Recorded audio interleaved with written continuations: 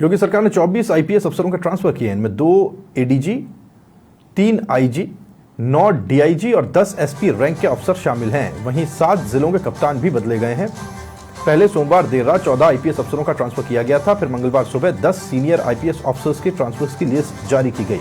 इस दौरान अयोध्या एसएसपी राजकरण नैयर को गोरखपुर का एसएसपी बनाया गया है, जबकि गोरखपुर एसएसपी डॉक्टर गौरव ग्रोवर को अयोध्या का एसएसपी नियुक्त किया गया है।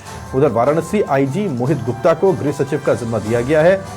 महाकुंभ के बाद वेटिंग में चल रहे डीआईजी वैभव कृष्णा को वाराणसी डीआईजी की कमान सौंपी गई है।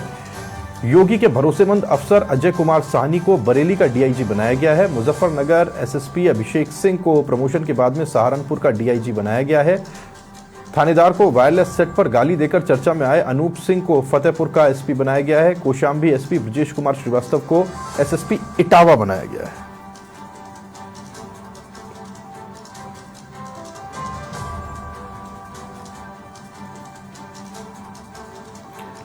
और जय त्रिपाठी मेरे सहयोगी मेरे साथ जुड़ गए, जानकारी उनसे लेते हैं। जय, ये बड़ा पुलिस बेड़े में फेरबदल देख रहे हैं हम।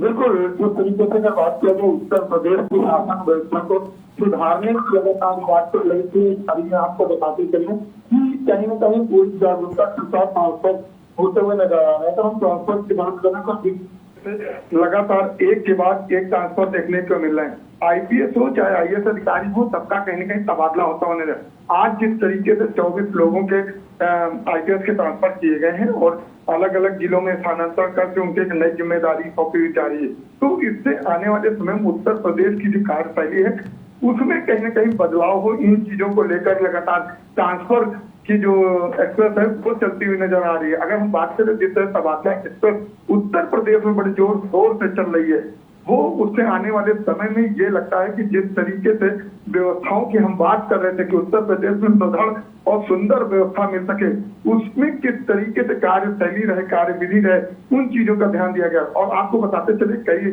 अधिकारी ऐसे थे जो काफी दिनों से उन लोगों के नाम की चर्चा चल रही थी, लेकिन वो एक ही स्थान पर काम करते हुए नजर आ रहे थे। इन चीजों पर भी विशेष ध्यान दिया गया और ध्यान देते हुए कहीं कि नहीं आज एक बड़ी तबादला एक्सप्रेस चली है जिसमें जो 24 आईपीएस हैं इनको स्थानांतरण कर दिया गया और इनको एक जिम्मेदारी दी गई। अब देखना ही होगा कि नई जिम्मेदारी के साथ वो कितना जागरूक नजर आते हैं और जो सरकार चाहती कानून व्यवस्था को एक मजबूती के साथ प्रदान करने के लिए उसमें किस तरीके से योगदान देते हो, अपने कार्य को करते हुए नजर आए। लेकिन आपको बताते चले जिस तरीके से तबादला किए जा रहे हैं, एक के बाद एक तबादला देखने को मिल रहा है, इससे ये लगता है आने वाली जो कानून व्यवस्था की बात चल रही है उस पर अगर बात किया जाए तो कहीं न कहीं उत्तर प्रदेश अब उत्तम प्रदेश की राह पर निकल चुका है। जी बिल्कुल, शुक्रिया आपका जय इस जानकारी के लिए।